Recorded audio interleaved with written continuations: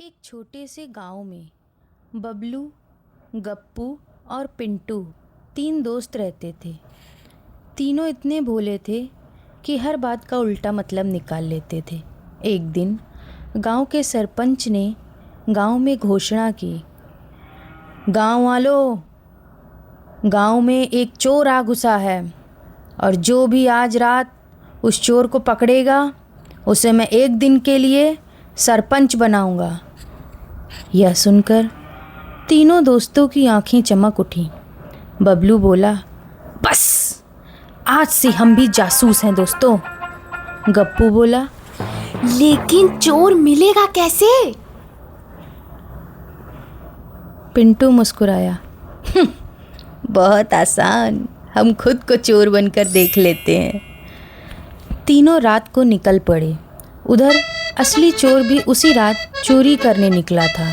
अंधेरे में असली चोर ने तीनों को देखा और डर गया। उई मम्मी! वह सोचने लगा, अरे मुझसे पहले ही 3 चोर, बड़े चोर आ गए हैं इस गांव में। डर के मारे वह उनके पीछे पीछे चलने लगा। इधर बबलू धीरे से बोला, दोस्तों, लगता है कोई हमारा पीछा कर रहा है। गप्पू फुसफुसाया, लगता है पुलिस। पिंटू, भागो! उसे लगा ये लोग मुझे पकड़ने आ रहे हैं। पूरा गांव रात में 4 लोगों की दौड़ देखकर जाग गया। एक गाय बीच सड़क पर आ गई। बबलू गाय से टकराकर चक्कर खाकर जमीन में जा गिरा। गप्पू रास्ते में पड़े हुए एक हल से टकरा गया और पिंटू गप्पू से टकरा गया और दोनों ज़मीन में जा गिर पड़े। असली चोर यह सब दूर से देखकर हंसने लगा। उसी समय बबलू, जो कि गाय से अपना पीछा छुड़ाते हुए घबराते हुए दौड़ के आ रहा था, वह उस असली चोर से जाके टकरा गया और वह असली चोर ज़मीन पर जा गिरा पड़ा। उसके साथ ही उस चोर का चोरी किया हुआ वो बोरी भी ज़मीन में जा गिरी।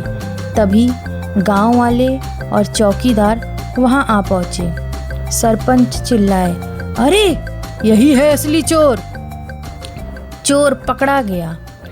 तीनों दोस्त अगली सुबह एक दूसरे को हैरानी से देखने लगे। बबलू बोला, हमने तो कुछ किया ही नहीं। गप्पू बोला, हम तो खुद भाग रहे थे। पिंटू हंसकर बोला, इसका मतलब चोर हमें ही पुलिस समझकर भाग रहा था और हम उस चोर को पुलिस समझकर भाग रहे थे। सरपंच ने तीनों में से बबलू को 1 दिन के लिए गांव का सरपंच बनाया। बबलू ने गर्व से कहा, देखा, हमारी योजना काम कर गई ना। गप्पू बोला, हैं? कौन सी योजना? पिंटू हंसते हुए बोला, अरे वही जो हमने बनाई ही नहीं थी। तीनों फिर आपस में मुस्कुराते और फिर पूरा गांव तालियां बजा के उन तीनों दोस्तों का धन्यवाद करता है।